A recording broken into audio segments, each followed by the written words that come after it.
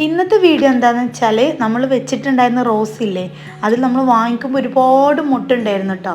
അത് ഒരുപാട് ബൾക്കായിട്ട് കൊണ്ടുവന്ന് ഇറക്കിയപ്പം അതിൽ എന്താ പറയുക, ഈ മുട്ടുകളൊക്കെ വാടി നിന്നിരുന്നു. അപ്പോൾ കുറച്ചൊക്കെ വെള്ളം കിട്ടാതായപ്പോൾ അതിൻ്റെ ആ മുട്ടൊക്കെ ഒരു ക്ഷീണിച്ച് അതിൻ്റെ ആ ഒരു തണ്ടൊക്കെ കരിഞ്ഞു പോയിട്ടുണ്ടായിരുന്നു കേട്ടോ.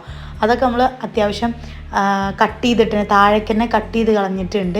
ഇത് കണ്ടോ, ഇങ്ങനെയാണ് അതിൻ്റെ തണ്ടൊക്കെ. ഇത് വിരിയൂലെന്ന് ഉറപ്പാണ്. അപ്പോൾ കുറച്ച് താഴേക്ക് കട്ട് ചെയ്തിട്ട്, എന്നാൽ തന്നെ അതിൻ്റെ സൈഡ് ഭാഗത്ത് കുറച്ച് നല്ല നല്ല മുട്ടുകളും ഉണ്ട് കേട്ടോ. പിന്നെ നമ്മൾ എല്ലാത്തിൻ്റെയും ഇങ്ങനെ കട്ട് ചെയ്യാനുള്ളതൊക്കെ കട്ട് ചെയ്ത് കൊടുത്തിട്ടുണ്ട്. പിന്നെ ഇതൊക്കെ എന്താണെന്ന് വെച്ചാൽ നമ്മൾ അവിടുന്ന് വിരിഞ്ഞ് ഇങ്ങോട്ട് കൊണ്ടുവരുമ്പോൾ എന്തായാലും നമുക്ക് ആ ഒരു ഫ്ലവർ കുറച്ചൊക്കെ നിൽക്കുള്ളൂ. പിന്നീട് ഉണ്ടാവുന്ന ആ ഒരു മുട്ടും ആ ഒരു തളിരൊക്കെ ആയിട്ട് നല്ല ഹെൽത്തി ആയിരിക്കും. എനിക്ക് തോന്നിയിട്ടുള്ള അങ്ങനെയാണ്.